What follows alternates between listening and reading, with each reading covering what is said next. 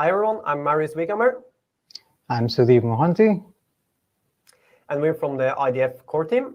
And today we're here to talk about low power applications on the ESP, the ultra low power coprocessor, or the ULP as we often refer to it. And we're from the software platforms department, more precisely the IDF core team. And as part of our responsibilities, we also have the ULP. Yeah, here's a brief overview of what we're going to be talking about. First, we'll give an introduction to what low power management means on the ESP32 chips. And then we'll talk a little bit about why ULP, what is the ULP, the different types of ULP we have in ESP IDF, and then how do you program it, a little bit about the different software support we have provided for it. And then we'll also give some examples about what kind of power consumption you can get while running with the ULP. And then to end it off, we'll do a roadmap, show some resources in case you want to learn some more. And then at the end, have a Q&A if there's any questions. Okay, low power management on the ESP32 chips. What does it mean? Well, basically, the chip is divided into different power domains. And we can either clock gate, lower voltage, or turn off parts of it to save power. This allows us to reduce the power consumption while also running the chip with partial capabilities. So as you can see here in this diagram, there's 4 main power modes provided in ESP IDF. You have the active mode, where everything on the chip is enabled. And then you have the modem mode, where we shut down the RF part of the chip. You can see the wireless MAC, the RF part. All of those are shut down during modem mode to save power. And then we have light sleep, which is pretty configurable, but it's mainly about shutting down the CPU. And then we have deep sleep, which is where you can have the lowest power consumption possible. And here, basically everything is shut off except for possibly the RTC power domain. And if you have worked with ESP IDF, you'll see this term RTC come up everywhere. And like originally, it just stands for real-time clock, but in Espressif world, it basically means the low power domain. So here we have a RTC memory, which is just low power memory that's not powered down when you go to sleep. And here, marked in red, you can see what we're going to talk about today, the ULP coprocessor, which is a part of the RTC power domain. Okay, so why the ULP? Let's consider an application, a pretty standard low power one. You have a sensor or something that you want to pull every once in a while. And then if your measurement is above a certain level or something happened, you want to do something with that measurement. So here in the flowchart, you can see like a typical application where you begin your ESP program, you initialize all your sensors, you measure, in this case, the temperature. If you're above the threshold, then you log this value over Wi-Fi. And then to run this off battery, you, of course, have to sleep. You can't just keep the CPU up and running because then you would empty the battery in a matter of, pretty quickly. So what you can do then is you go to deep sleep. You set a timer until it tells you to wake up in 1 minute. And then after 1 minute, you wake up the CPU again, take a new measurement, check the threshold. If not over the threshold, you go back to sleep again. And you just keep looping around here until your measurement is above the threshold and you take an action. But if you really want to save power here, then some parts of this are pretty expensive. Like waking up the main CPU, rebooting everything takes a while and takes a lot of power. And if you're running off a battery, this is not ideal. And then comes the ULP into the picture. Is there any way we can do this better? So what is the ULP? It's a ultra low power coprocessor, which means it's a low powered core that complements the main cores. And it can remain powered on while the main CPU sleeps. And it's from here you get the main power savage.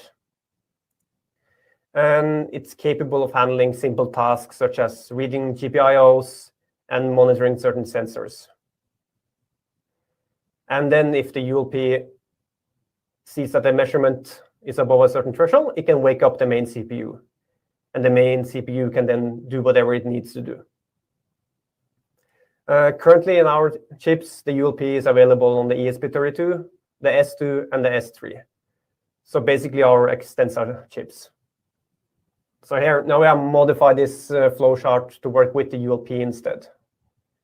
So on the main core, you still do your initialization, you set up everything, and then you go to sleep.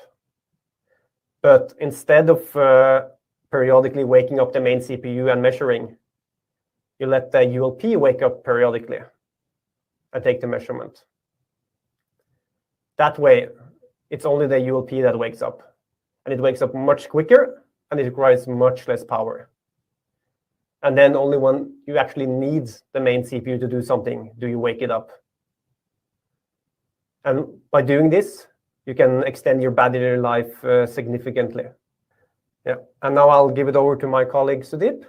Continuing with what Marius just introduced us to, we'll take a little bit of deeper dive into the features that ULP provides. The way the ULP is designed is that it will periodically wake up and perform a task. Now, this is controlled by the ULP timer. This timer can be configured by the main CPU during initialization.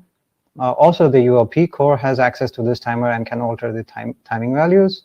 So it's the ULP timer which will periodically wake up the ULP. The ULP will perform the actions that it's supposed to. In case it needs to wake up the main CPU, it will wake it up. And then it can go back to halt, or it can go back to sleep. And this process repeats. To make the ULP more competent, it has access to several GPIOs and some peripherals which are useful in designing an application.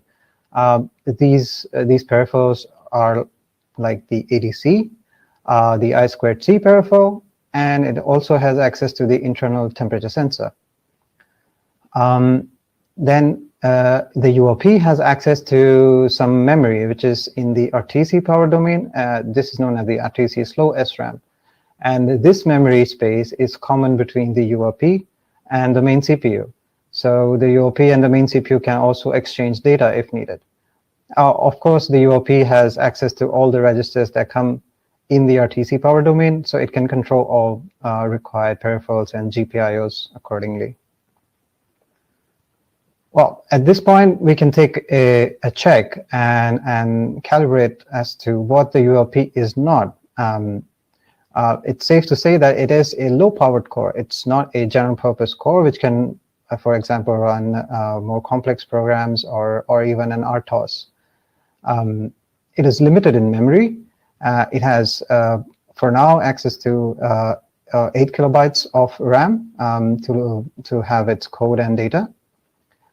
There is no JTAG debug support on the ULP core, so the debug ability is a bit limited for the ULP core. And also, there is no hardware floating point operations which are supported on the ULP core. So essentially, the ULP core will be useful for some trivial code which can help your application save power. Moving on. There are a couple of types of ULP processors that we have on ESP chips. The first one is called ULP FSM, or finite state machine. The second one is called ULP RISC-V. We'll go into the details of a bit about each of the types of ULP cores that we support. So the first type of ULP core is the ULP FSM, or the finite state machine.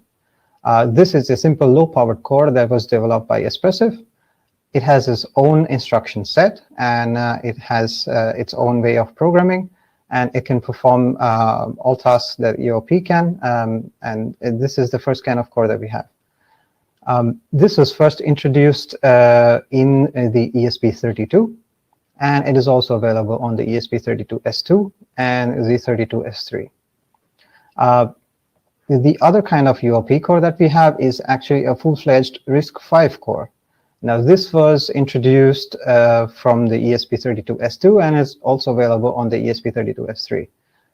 It's a RISC-V core supporting the RV32IMC instruction set, and it's much more user-friendly. We will look into the differences between these two in terms of programmability in a bit. Some things to note here is that we cannot use both the UOP FSM and the UOP RISC-V cores simultaneously. And we'll take a look at what kind of how we program these individual cores. First up, how do we program the UOP FSM core?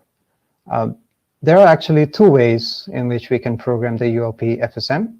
Since it has its own instruction set, this is compiled using bin utils, and it kind of looks like assembly code. If you look at the image on the right, you will notice that the code resembles normal assembly code, and this is the first way that we can program the UOP FSM. Another way to program the UOP FSM core is by using C macros. So this is a special kind of programming guide, per se, where we can embed some assembly-like macros into C code, and then load these as a binary into the UOP. This is, let's say, a bit more easier to read as compared to assembly code if you're not familiar with it. But this is another way that UOP FSM can be programmed. Moving on to the UOP RISC-V. This UOP RISC-V is coded or is programmed in plain C language. We're all familiar with this. This is compiled using the RISC-V toolchain that comes with Espressif's ESP IDF. And this is probably would be more familiar to people who are used to programming in C and working with IDF for other applications. So the obvious, let's say, the differences between the FSM core and the RISC-V core is their programmability. Let's say there's no additional step that is involved in programming UOP. The way we have built UOP applications is that it's just a one-shot process. If you're familiar with how we build applications on ESP IDF, this will feel no different.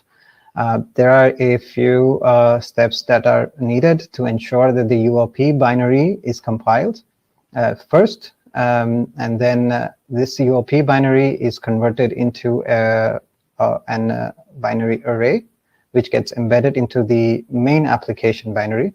And this main application binary, which runs on the main core, loads the UOP binary during runtime. And from a user's perspective, it will be just a one-shot single command, idf.py build flash, and you should be able to build your UOP code and your main code together. Let's go a bit into the highlights of the software stack that is supported for UOP. So there's a UOP driver that comes along with ESP IDF. This driver basically provides access for the main CPU to control the UOP core, and also provides access for the UOP core to access different peripherals that the UOP has access to. For example, the GPIOs, ADC, I2C, and temperature sensor. Some of these drivers are not yet built, and they are in the plans. Also, there are certain utilities that are shared between the main core and the UOP core, such as a locking mechanism for synchronization. And there are other utilities which help the UOP core perform its activities, and all of these are part of the UOP driver that comes with ESP IDF. The best way to learn about UOP are the several examples that we provide with ESP IDF. These touch some of the basic aspects of what UOP is capable of. For example, how to pull a GPIO, how to talk to a sensor on ADC, for example, how to use print statements if you need to, and so on and so forth. So these examples are present in ESP IDF and will be one of the best places to start learning about ULP. Okay, so at this point, I will hand over the baton to my colleague Marius to take us through the power consumption that we see with ULP. Okay, now we have seen how we can use the ULP, but we also want to see what actually kind of power consumption we can get with it, right? Because that's the whole point here, to save power. So we have taken some rough power consumption numbers, and you have to remember that these are heavily influenced by software parameters. Like our different sleep modes are very configurable, and we're always tuning everything to try to optimize for power and savage there. So what you see here might not be the numbers you see tomorrow. We're always trying to make them better. Okay, so first to start off, I figured we would give a view of a normal boot process. And then we have something to compare with when we start looking at the ULP. So if you see here at the beginning, where you see the number 1, that's the ROM bootloader booting up. And then it goes up to number 2 there at around 40 milliampere. That's where the secondary bootloader starts. And there you can see it sticks around 40 milliampere at number 3, where your main CPU for the app starts up. And then it just keeps going until number 4, where your actual app main and the user program starts. And as you can see here, the whole time the power hovers around 40 milliampere. So how does this compare with the ULP? Well, this is an example where we're running the ULP with the timer. As you can see, there's 2 spikes here, and that's the ULP waking up. Here, I think it's around 750 milliseconds between each wake up. And as you can see, when the ULP is not running, we're idling at around 9 microamps. And then if we zoom into one of these peaks where the ULP is running, we can see that we're running at around 400 microamps. So what the ULP here is doing here, it's waking up, and then it's wiggling some GPIOs, and it says, oh, it's time to go back to sleep again. And we go back down to 9 microamps. So compared to the 40 milliamps when the main CPU was running, this is, of course, a massive difference. So if you're able to utilize this instead of the main CPU, there's a huge advantage there. Here is another example where we're running a ULP taking ADC measurements. Here we can see that the idle current is actually much higher than the previous slides. And this is because currently when you're running with the ADC, there is some extra settings required that increases the minimum current. And this is also something we're working on improving. Okay, and then how does the future look for ULP? In IDF 5.0, which is right now, the ULP FSM is fully supported on ESP32, S2, and S3. And the ULP RISC-V is partially supported on both S2 and S3. So the basic functionality is there, and all the examples you saw is there, but not every driver is supported yet. What is supported is the ADC driver and a few different utility drivers. And for the near future, aka the upcoming half a year, our goal is to keep on expanding this support. We want to aim for a full support for the ULP RISC-V on both S2, S3, all features, which includes interrupt handlers, I2C driver, and the temperature sensor driver. And what do we have upcoming after that? Well, the most exciting thing is the C6 that's getting released in the future. And the C6 has a low power focus. And some of the improvements there is a new ULP core. It will be a RISC-V IMAC core with a 20 megahertz clock, a two-stage pipeline, which means this core will be faster than both the S2 and S3 ULP RISC-V. It will have JTAG debug support, so now you can actually see what's going on your ULP core. It will be able to access all of SRAM. Of course, you won't be able to use the SRAM while sleeping, but it can give you some extra stuff to work with when the main core is awake.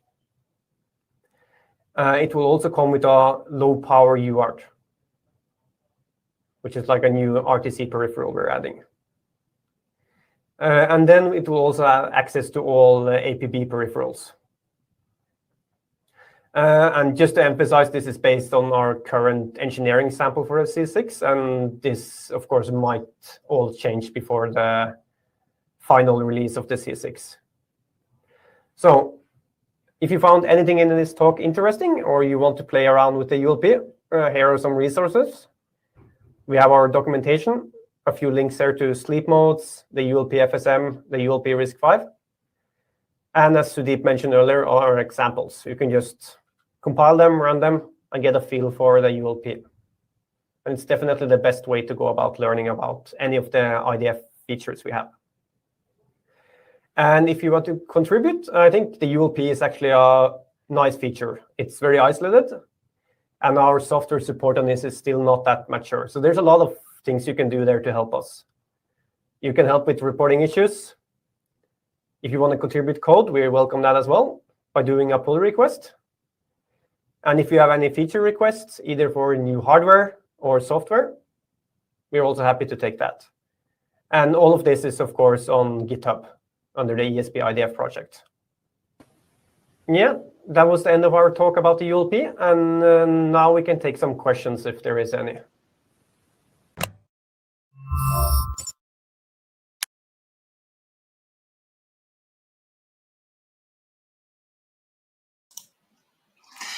Thank you for the amazing talk about ULP.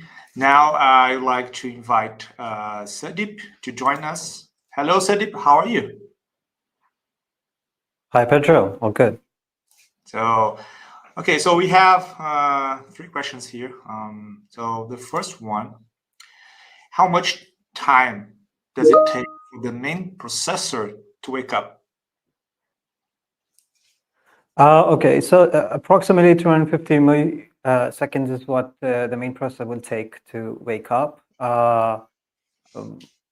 To bring ULP into focus, like if we start using the ULP wakes up much faster, while the main processor is in deep sleep mode. Okay, thank you. So the next question is, what is a typical power usage when operating only on ULP? So the typical power usage would be, let's say, about 40 to 50 microamperes when we are using the ULP. So you can see that it's quite low just while working with the ULP. Okay, thank you. So I think we have 2 questions. So how can we use the ULP processor as an active background process for our running main processor, share data without going into the low stage or leaving the main process to sleep? Okay, so yeah, this is possible. So the ULP doesn't really force you to, or using the ULP doesn't really force you to go into sleep per se. You can still initialize the ULP core and have some process running on it. The ULP is capable of sending interrupts to the main processor, so technically you can have some signaling. There's also shared memory, which is the RTC SRAM, RTC slow SRAM. So you can have a data exchange between the main processor and the ULP core without going into sleep. We've also added like synchronization between the main processor and the ULP processor. So if you have like shared data, you have locking mechanisms available between the 2 processors that can help you synchronize. So yes, technically you don't need to go to sleep. You can keep your main processor running, why you can use the ULP as an additional core to do some extra stuff. Okay, awesome. Thank you. So one more question here. So does IDF 4.x already have support and example to ULP? Yeah, of course. So IDF 4.3, 4.4 already have ULP support. There are already examples available. So yeah, I would welcome people to explore these examples, try out the ULP. Thanks. So I think we have time for one more question. So we have here an additional. It is possible to use I2C with ULP? Yes, so it is possible to use the I2C with the ULP. There is an additional peripheral in the RTC power domain, which for RTC, it's an RTC controller. We've already added a driver support for this RTC peripheral, and there is also an example where the ULP reads a temperature sensor over the I2C. So yes, I2C is possible to use with the ULP. Okay, thank you so much. So I think that's it. Thank you for your talk. Thank you as well for Marius for the talk. And yeah, thank you. Thank you, Pedro.